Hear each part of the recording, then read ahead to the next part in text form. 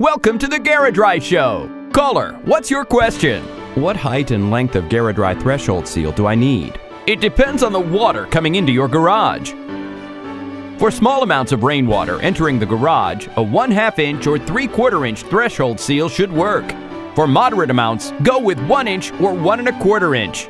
If the water is covering the garage floor, you probably need a 1 1/2 inch or 2 inch seal. If you think your garage might flood in the future, play it safe and go for the largest height. The garage door closes on the front edge of the threshold seal, creating a dam across and behind the garage. Although any height of threshold seal may be used with a sectional garage door, the preferred size will be determined by the severity of flooding.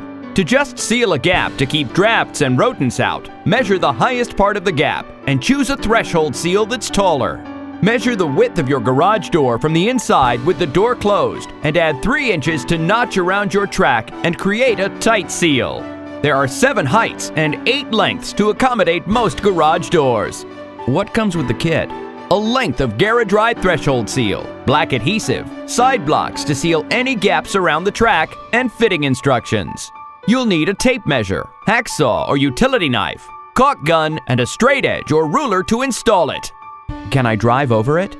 Sure, after it's been in place for 24 hours, any size up to 2 inches should handle up to 4,500 pounds. In other words, a standard-sized domestic vehicle. 1/2 inch to 3/4 inch seals should withstand up to 6,000 pounds. In other words, a large-sized domestic vehicle. If you have a heavy vehicle, such as a large SUV or van, go with a commercial aluminum threshold seal, available in 1/2 inch or 1 inch. For really heavy vehicles and forklifts, use our 1/4 inch industrial strength solid aluminum threshold. Listeners, take this caller's cue and go measure your garage door, then order your own Garadry threshold seal.